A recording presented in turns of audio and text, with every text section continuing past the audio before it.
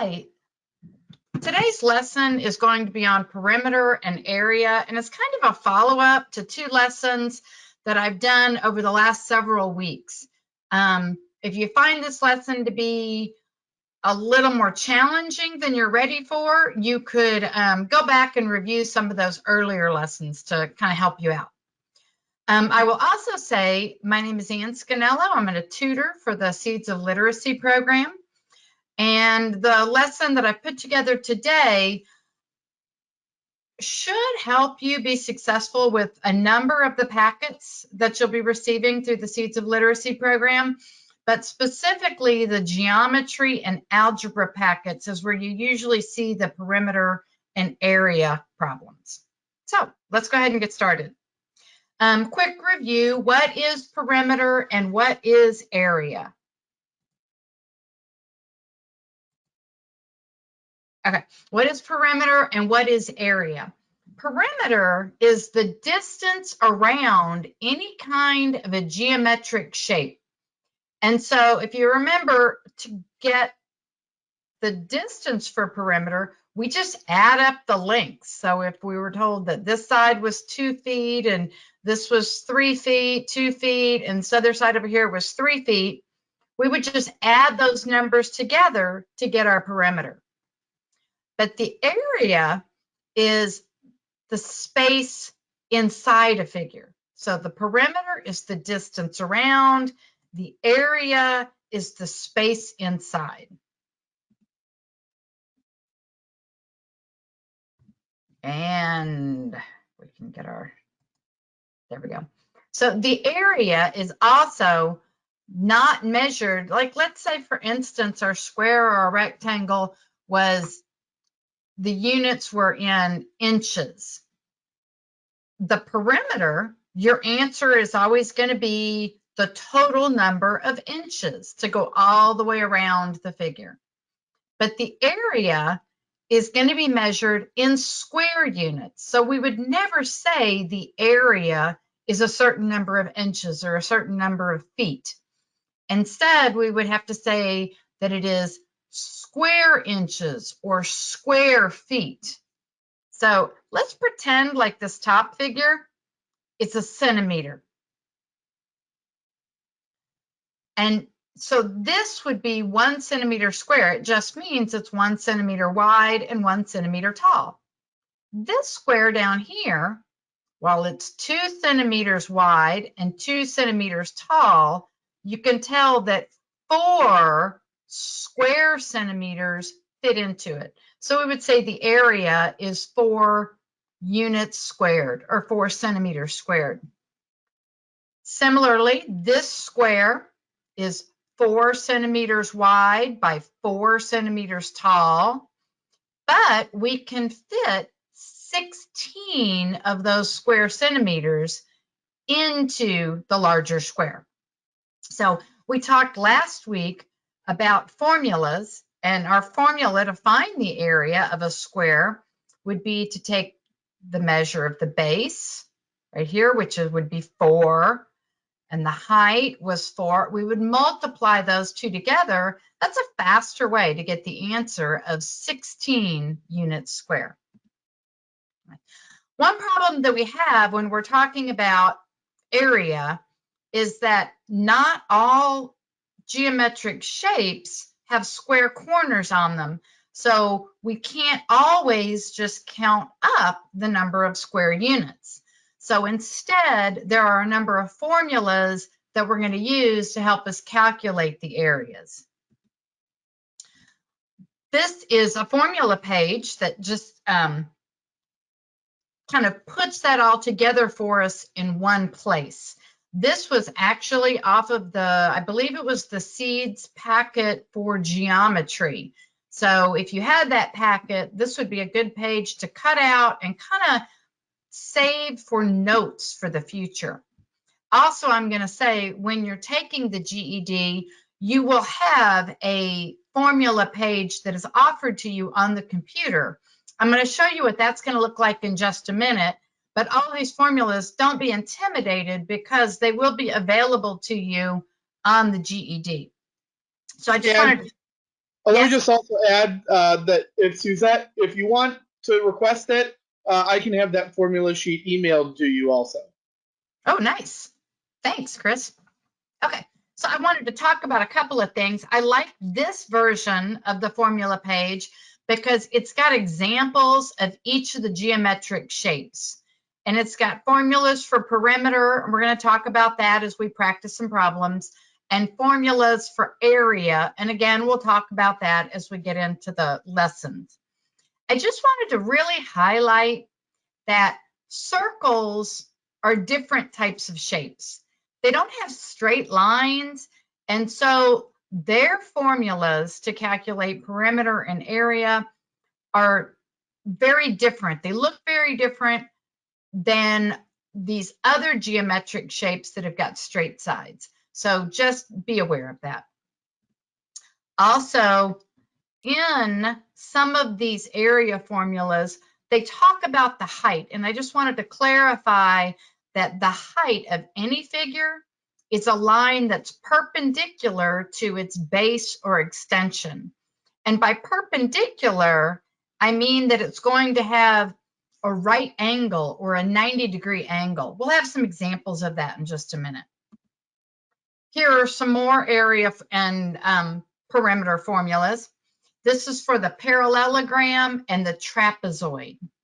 Not everyone is familiar with these figures, so I'm going to go ahead and tell you that the parallelogram has got opposite sides have to be equal and opposite angles have to be equal. Trapezoids are also four-sided figures, but in this case, you have one set of sides that has to be parallel. That means they both continue on forever, and they could continue on forever in both directions, but they would never ever cross. So they are always the same distance apart. Like on the far left side of this trapezoid, let me see if I can get my red pointer. The far red side of the trapezoid, they're going to be this far apart, and on the far right side, these two parallel lines, same distance apart. But the trapezoid only has one set of parallel sides. These other two sides are not parallel. Also, in a trapezoid, all four sides can be different lengths. So just wanted to make sure you were familiar with those. And again, the height that appears in the area formula must be a line perpendicular to its base or extension. We'll see more of that in a minute. Okay, this is a copy of the GED math test formula page. So it looks a little bit different than the formula pages that are in the seeds packets, but it will be available to you on the test. There won't be examples, but it's all the same formulas.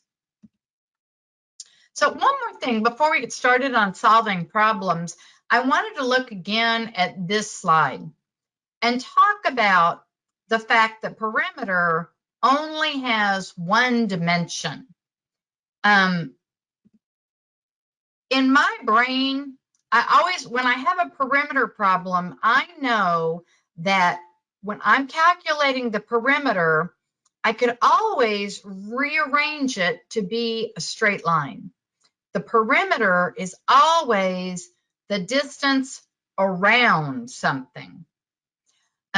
Perimeter, there's actually a special word for perimeter when we're talking about circles, and that word is circumference. So whether we're talking about perimeter or circumference, it's always a one-dimensional concept, and it's always the distance around the outside of something. When I've got my units, like let's say we're talking about inches, or we're talking about feet, or we might be talking about miles, those are our units. When I'm giving my answers, I would just state my unit simply as feet, or inches, or miles, whatever is relevant to our problem. Now, area is a little different. Area has two dimensions. So area will always have a length or a base and a width or a height. There's always two dimensions, and we're going to multiply those two dimensions together to get to the area. And we'll practice that in a minute. But because we are multiplying two dimensions together, that's why our answers are always going to be stated in inches squared or inches to the second power. If we're talking about feet, we'll be taking, this many feet multiplied by this many feet. So our answer for the area would have the units feet to the second power. So just wanted to mention that. Okay, for the area of a rectangle, we just wanted to look specifically at this formula. The formula is area equals length times by width, and you can see the rectangle on the screen. Another way to state that formula is area equals base times by height. Base is just another word that can be used for that bottom distance or that length, and height is another word that can be used for the shorter distance, which would be the width there. Suzette, I could, if you wanted to, you could solve for the area of this rectangle, and then I could show you the steps that I took, or you could just watch me solve it. What would you prefer? Do you want to solve it?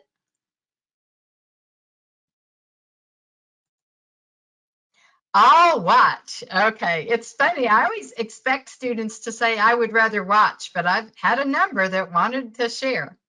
Okay. So let's go ahead and solve this one. So our formula is, I have to make my thing work again. There we go. So our units, so it was 3 units by 4 units. So we're just going to substitute into our formula for the 4 times by 3. And that is going to equal 12. And because it's area and we multiplied units wide times units tall, our answer is going to have to be stated in units squared. Okay, area of a triangle. So the formula for the area of a triangle is area equals 1/2 base times by height. And so you can see I've got a picture of a triangle, and it's on kind of the grid paper. So if we had perfect square units, we could just count the number of square units in there, and that would be our answer for the area of the triangle. But a lot of those units are cut in half or cut in portions, and so counting them is not practical. We need our formula. They came up with the formula area equals 1/2 base times by height, because if you'll notice, if we had 2 triangles that were exactly the same size flipped over each other, it would make a rectangle. So we just use our rectangle formula, area equals base times by height, the base times by the height. But we're going to have to multiply it by 1/2 because the triangle would be half of the area of the rectangle with the same dimensions. Okay, here's an example. Area equals 1/2 base times height. That's the formula that you would find on your formula page. Your base is 3 centimeters. Your height is 3 centimeters. So we would just substitute those values into the formula. So we just left 1/2 and we filled in 3 for the base times by 3 for the height. Multiplied the parentheses part together, that was 9. So now we have 1/2 times by 9 equals 4.5.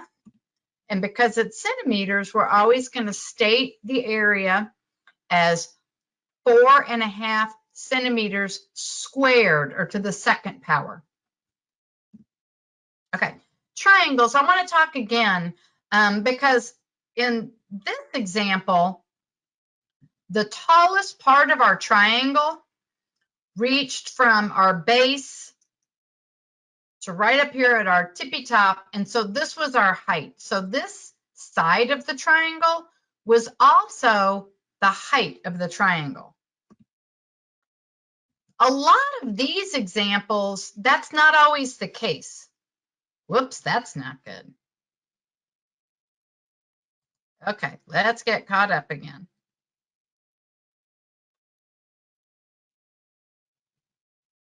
And we're right here. Okay, so that's not always the case. For instance, in this triangle down here, this one right down here, the base is the bottom part that rests on the ground. That's always going to be the base. But the height is right here. The tallest part of our triangle does not happen to be one of the side lengths. It's a different measurement. And anytime you're being asked to find the area of a triangle, this height is going to have to be either given to you or there's going to have to be a way for you to solve for this measurement. In this triangle up here, our base, again, is the side that the triangle is sitting on, or, to the bottom.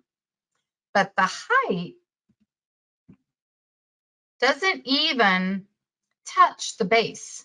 The tallest part of the triangle going straight down, making a right angle with what would be considered an extension of our baseline.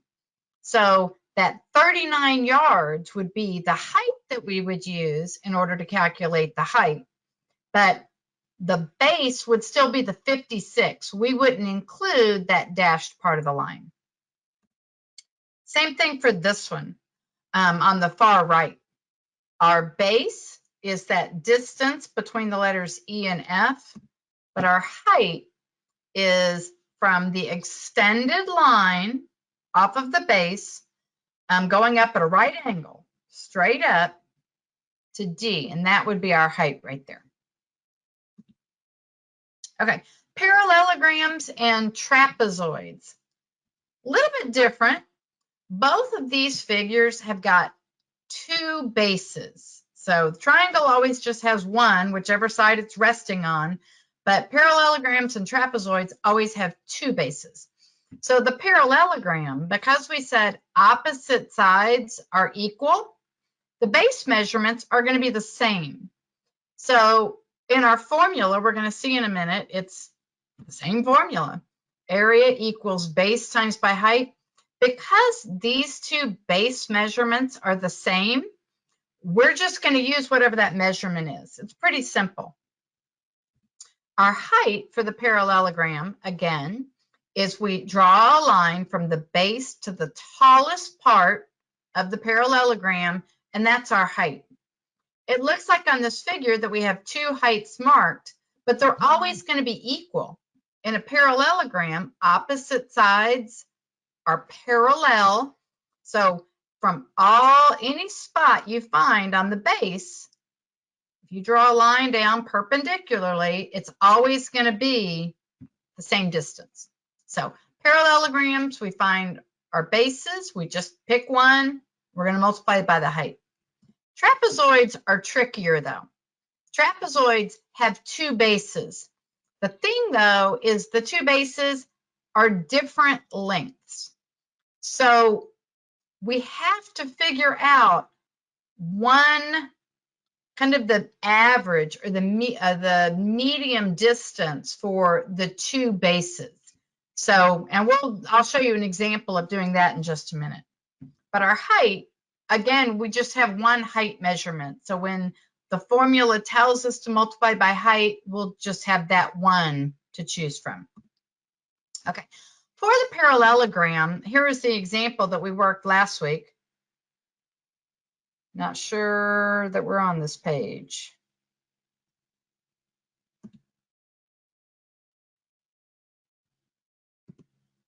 Chris, are you there?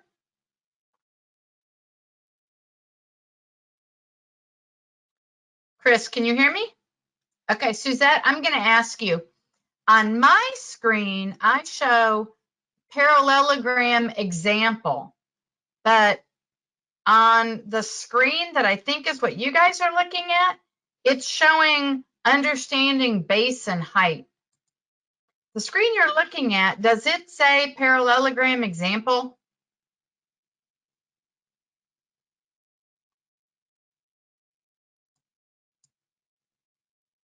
Okay, good. Okay, there we go. Awesome. Thank you. Appreciate that. Sometimes it kind of acts weird like that for me.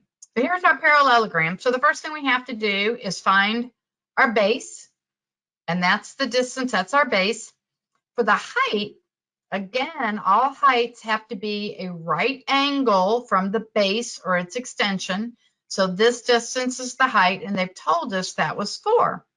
So our formula for a parallelogram that you could get from that formula page is area equals base times by height. So 4 times by 8 equals 32. So the area would be 32 inches squared. Trapezoid, like I said, is a little trickier. We have 2 bases and 1 height.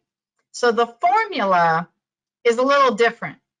It says our area is equal to 1/2 of base number 1 plus base number 2. So 1/2 of that distance. And then all of that is multiplied by the height. Whoops. Okay. There we go. In the formula, the part that I've circled in red, that is the part of the formula that helps you to find the halfway point between the length of this base, the shorter one, and the length of the longer base. By adding these 2 distances together and then multiplying by 1/2, it gives us kind of the average of the 2 bases. So that's the number we're going to use to find the area. Another way to state that, we could have added the 2 bases together and divided by 2. Dividing by 2 is the same thing as multiplying by 1/2.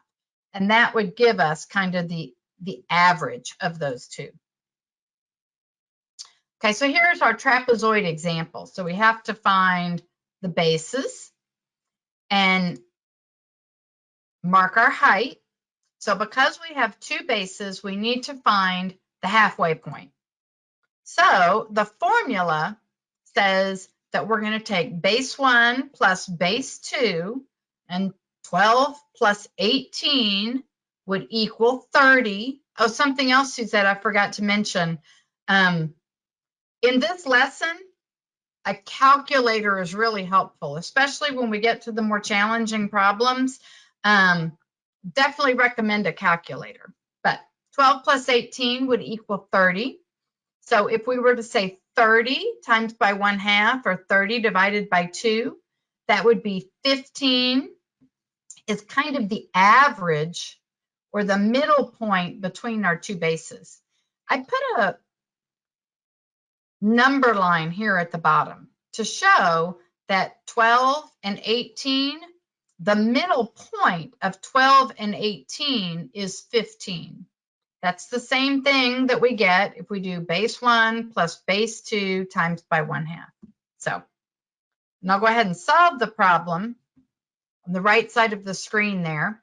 I filled in the values for base 1 plus base 2. I filled in the value for height, and I put the rest of our formula. And when you use your calculator and you solve all of that, it's going to come out to 135. Because we're talking about area, we know that it's going to be 135 feet to the second power, or feet squared. Something else that I wanted to point out here, when we're calculating area, the fraction 1/2 is in a lot of our problems. It's in a lot of our formulas. Personally, when I'm using a calculator, I prefer to use decimals. So you could just substitute 0.5 instead of 1/2. It just goes a little faster on the calculator. Okay, so circles, I said circles are completely, totally different. The vocabulary for a circle that I'm going to be using, when I say circumference, and remember that's the special word that means perimeter for a circle. Circumference is the distance around the outside. And on my slide, it's marked in the light blue color. Diameter is the distance from one side of the circle to the other side, traveling through the center. And on the slide, the diameter is in red. And the radius goes from the center of the circle to any point on the outside of the circle. So it could have been, to the top, it could have been to the right, it could have been, up here. It could actually go straight up, but that distance is called the radius, and it's in green on the slide. So those are the terms I'm going to keep using when I talk about circles. For the circumference formula, so that's the distance around the circle, the perimeter of the circle, there are actually two formulas, and so they'll be on your formula page. One of them is C equals pi d, and the other one is C equals 2 times by pi times by the radius. So let me talk about pi, because that's another kind of weird thing about circles. Pi is a number. It's a number that is very close to 3.14, but actually, when you calculate it exactly, the decimal keeps going much beyond 3.14. It goes on infinitely as far as we know. It just continues going on and on and on forever. So we kind of round that number off to 3.14 when we're solving problems. Sometimes in problems, they'll tell you instead of using approximately 3.14, they'll tell you, go ahead and use the fraction 22/7. But that's going to be something that's given in the problem. And just a quickie, I mean, we could do an entire lesson on pi and what it means, but this number pi, this 3.14, is anytime you take any circle and you take the circumference, the distance around, and you divide it by the distance across the circle traveling through the center, or the diameter, it's always going to equal pi. So anyway, that's just a little extra there, because you are going to be seeing pi in your formulas. Okay, so I'm going to go back to the circumference formula, and I said that there were two formulas, which can be kind of confusing. The formula page lists both of them, but honestly, the two formulas mean exactly the same thing. So the first one was C, or circumference, equals pi d. So in order to get the distance around, we're going to take the distance all the way across the circle and multiply it by pi. Or the other formula for some circumference, C, or circumference, equals 2 pi r. It's like the radius is half the distance across the circle.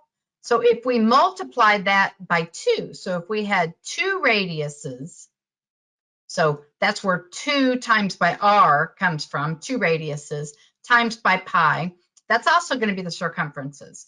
So 2 times by radius is the same thing as the diameter. Okay, so here's an example on how to find circumference of a circle. We have, in this circle, we have a diameter of 56 meters. And so we need the circumference. So we look at our formula page and we see that the formula that uses the diameter is C equals pi d. So now all I have to do is substitute. Let me see. So C is going to equal, I'm going to use 3.14 for pi. I'm going to use 56 for my diameter, because that's what the diameter was. Using my calculator, I'm going to multiply. And my circumference is going to be 175.84 meters. Now this time, it just said meters. I didn't say meters to the second power. Circumference is like a perimeter. And remember I said in your brain, you can always think about circumference. You could flatten out the circumference of the circle and it would be a straight line, just a straight line. It's one dimension. Because it's one dimension, when we write our units, it would be like meters to the first power, which we don't have to write that little floaty one there. But so we don't use that squared or that 2 with our units. Okay, area of a circle. Again, you've got all of these square units. But the problem is when you've got the circle, you've got many of your square units are not whole. You've got portions of square units, and it would be very difficult to figure out exactly how many square units there are. So we have a formula, and you memorize this formula or you go to your formula page for it. And the formula is area equals pi times by the radius squared. Okay, so here's a practice problem for the area of a circle.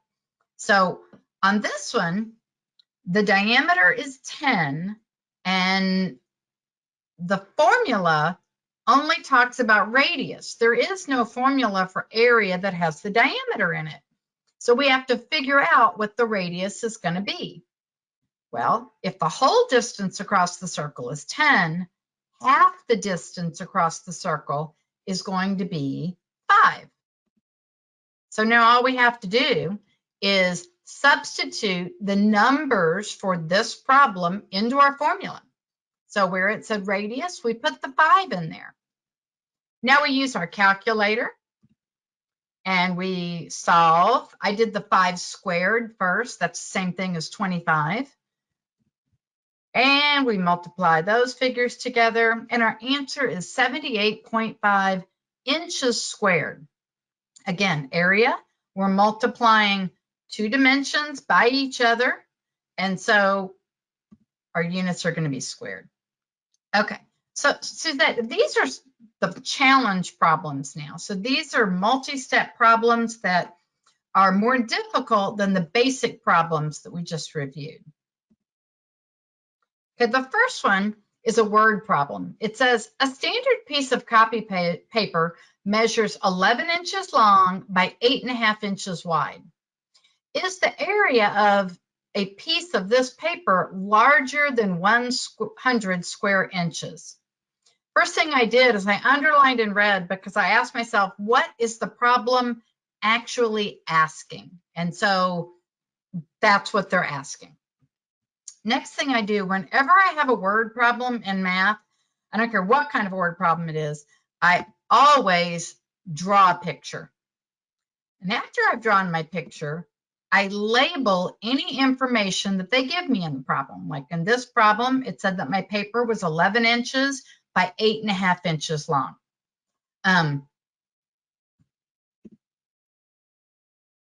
I have to find the area of a rectangle. So I look at my formula page and I see that the area formula is base times by height. Now all I have to do is substitute the 2 dimensions from my drawing or from the problem. I multiply those values and I get that the area of the piece of paper is 93.5 inches squared. And in my experience, a lot of students stop there and they think that's their answer. But remember, back in our problem, it says, is the area of a piece of this paper larger than 100 square inches? So we have to continue on to solve the problem. So 93.5 inches squared is not greater than 100 inches squared. So our answer would be no, it's not. Okay, this problem, the basement of Stephen White's house is in the shape of, sorry, I can't see the whole problem, is in the shape of a trapezoid. What is the area of the basement if the parallel sides have lengths of 38 feet and 34 feet, and the distance between these parallel sides is 22 feet? Okay, this is a very confusing problem with a lot of information in it. First of all, we see that, if I can make it work. There we go. we see that we're talking about Stephen White's house, and they tell us it's in the shape of a trapezoid. So because it's a word problem, I need to have a visual of what this is going to look like. So I'm going to draw a trapezoid. They give me some dimensions here. The next thing I need to do is put all of those dimensions, fill them in on my trapezoid. So I've got the height of the house. It's going to be right there. That's our tallest point. And so our two bases are 34 feet and 38 feet, and they're parallel to each other. So I put those dimensions in the correct spot. And my height was 22 feet. Okay. So now I know that I'm finding the area of the basement. So I need my area formula for a trapezoid. So I put it on the screen. At this point, all I needed to do was take my dimensions and plug them into my formula. So instead of height, I put 22 for the feet. For base 1, I put the value of 34. For base 2, I put the value of 38. I'm going to add the two bases together. I got 72. And now I just plug the rest of this into my calculator to get my final answer of 792 feet squared.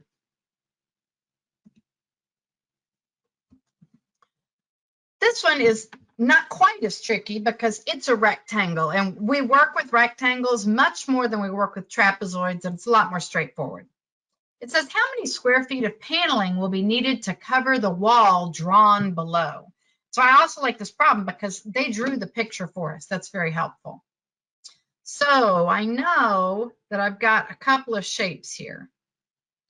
And so they're all rectangles. So I like to put my formula on my page. So I'm going to use area of the rectangle. Either think of it as length times width or area equals base times by height.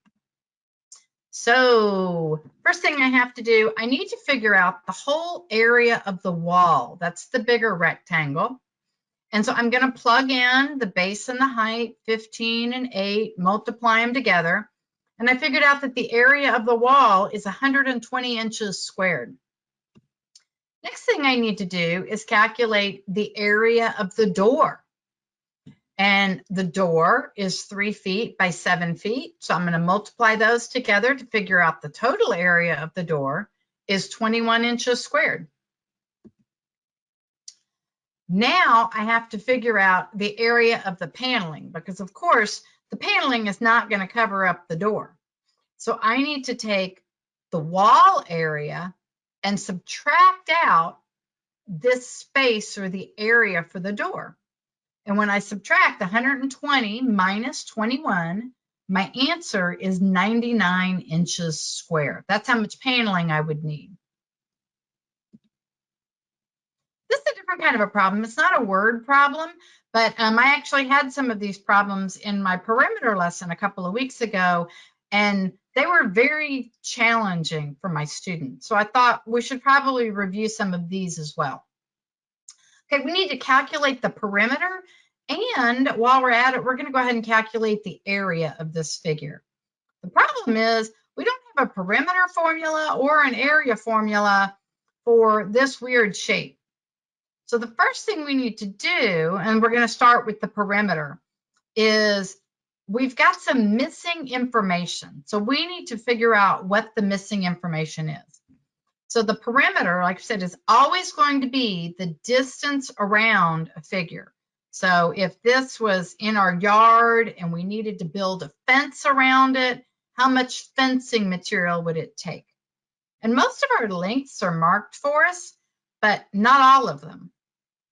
We have this distance is unknown, and we have this distance in orange is unknown. So first thing we have to do is figure out how long the red side is, and then how long the orange side is, so we can calculate perimeter. Now, this is the part that was challenging a couple of weeks ago. So in order to get this distance for the red line, I need to use the information that I have in the problem. At the bottom of the figure, we can see that this bottom side is 18 feet long. And we can see at the top of the figure, this distance is 10 feet. So this is where you kind of have to use your imagination. So I said the distance of the red part plus this 10 feet is going to equal 18. So the red line plus the 10 feet across the top, we combine those two, it will be equal to the distance along the bottom, which is 18. So hopefully then we can figure out it's going to work, that it's going to be 8 feet, because 8 plus 10 equals 18. Now we need to figure out for the orange line. So for the orange line, we've got this distance of the orange line plus 8 feet is going to equal this total distance of 24 feet. So look at that again. The orange line plus the 8 feet, add those together, and it's going to equal a total of 24 feet. So we see that that orange line, that distance must be 16 feet. Now that we have all of the distances around this figure, even though it's an odd figure, we can add those numbers up. So we will be adding up 8 plus 8 plus 16 plus 10 plus 24 plus 18. And I think I actually wrote them in a different order, but all the figures I think are there. And so when we do that, our perimeter is 84 feet. Now, I will say it is possible. There are a lot of calculations as these problems get really difficult. Always check my work with a calculator. Just because I'm a math teacher doesn't mean that I can't, have fat fingers and hit something on the calculator incorrectly. So if you're working this at home and you see that I might be off one or two, double check on your calculator. But I believe I've checked mine. I think they're correct, but not to say that I can't make a mistake. Okay, so now that's our perimeter, 84 feet to go all the way around. If we were building fence material, that's how much we would need. Now, the area is the space inside. And again, I don't have an area formula for this weird kind of a figure. So instead, I have to imagine different shapes that I can calculate the area for inside the figure. So I drew this dashed line down here. It kind of helps me to visualize that really what I'm looking at is a square and a rectangle. I do have formulas for those. So I need to calculate, the area of square and rectangle happen to be the same formula, base times by height. So for the square, I would have to multiply 8 times by 8. And I'm going to add that to the area of the rectangle, which would be 10 times by 24. I could use my calculator, and that is going to equal 304 feet squared. This next problem is always very challenging for students, and it's amazing how often figures like this appear on math tests. I have to calculate the perimeter, and I have some of my distances, but I don't have all of my distances. And it's this curvy part out on the right side that I don't know the distance for. So I need to ask myself, how could I divide this figure up in a way so that I could figure out the distance of this curvy part?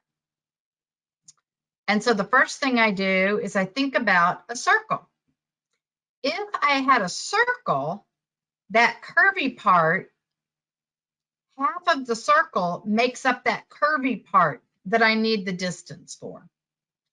And remember, when we're talking about, yeah, there's our dam. Okay. So when we're talking about the distance around of that curvy part, that would be the circumference. So my thought now is, if I knew the distance around that whole circle, I could divide that in 2 or multiply by 1/2 to get the part that I need to calculate the perimeter of this shape. So let's see here.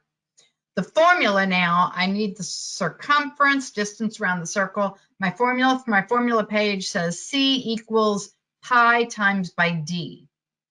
So let me fill in what I know. For pi, I'm going to use 3.14. And most of the time, that's the approximation that they're going to have you use. 14 is my diameter, and that's this blue line, the distance across. Can you see that this part of the figure is a rectangle, and that diameter has got to be 14 because the opposite side of the rectangle was 14.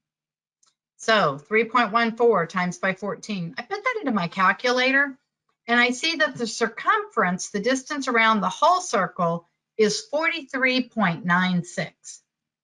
I don't need the distance of the whole circle. I only need the distance of half of the circle. So when I multiply by 1/2, the part of the measurement that I need is 21.98 feet. Now, in order to get the perimeter of the entire figure, I have to take the distance of that curvy part here, which we just figured was 21.98. And I'm going to multiply, I'm going to add it to 18, which is right here. This distance is 14. This distance is 18. And I just realized a mistake I made. I added in the distance of the diameter. Shame on me. That doesn't belong there. So, move this. I am going to delete that. And this is going to be 14 feet less. So it's going to be 71.98. I think that's right. Easy to make a calculation error, which is why I always tell students you need to double check your work. Okay, so again, to get the perimeter, we did 18 plus 14 plus 18 plus the distance of that curvy side, which was 21.98 feet. Okay, let's see.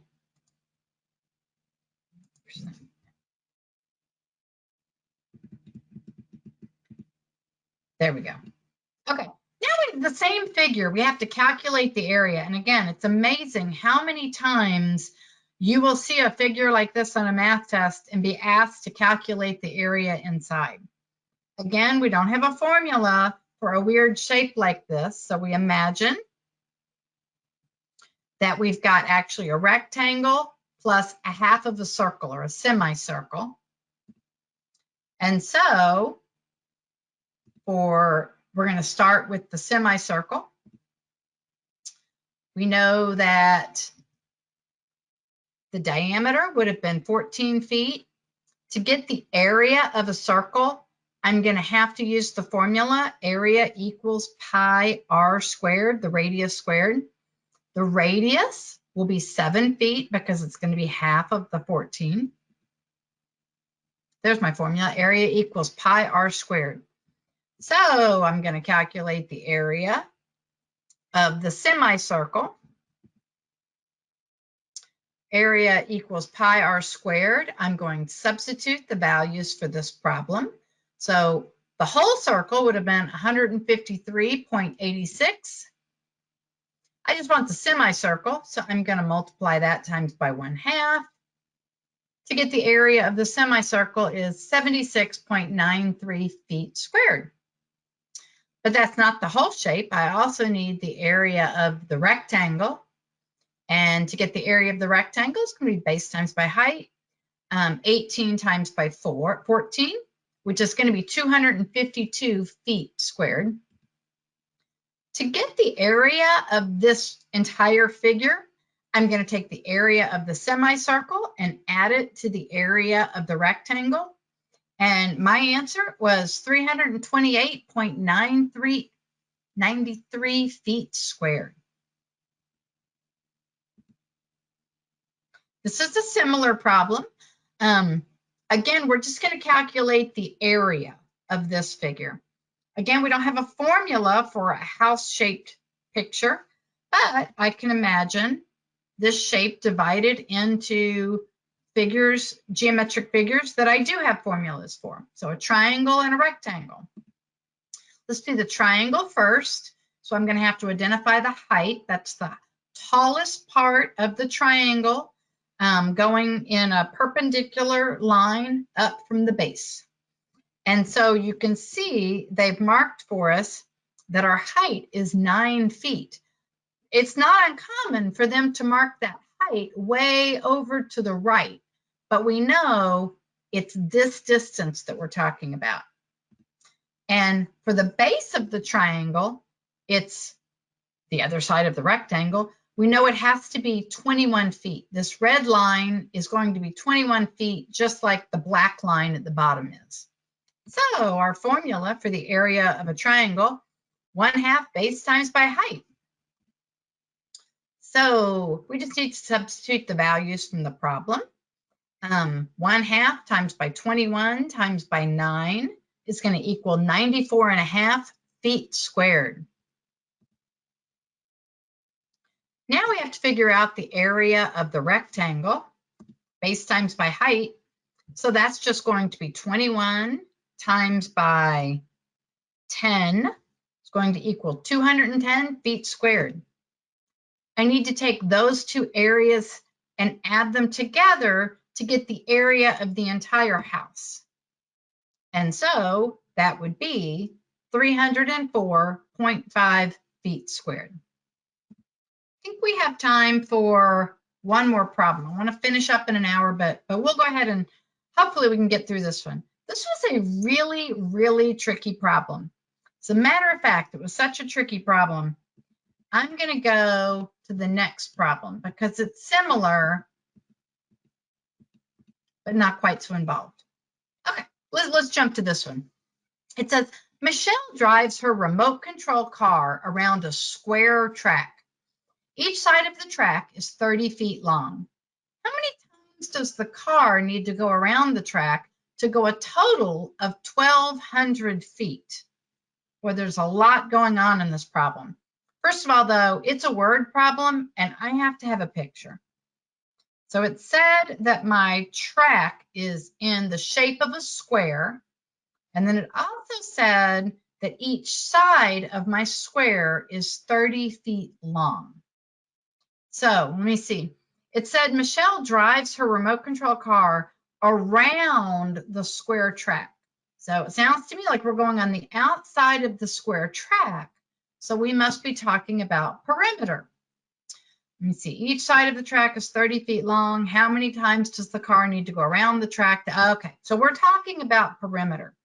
So my perimeter formula would be to take all the sides, square, all sides are equal. We're going to add up 30 plus 30 plus 30 plus 30.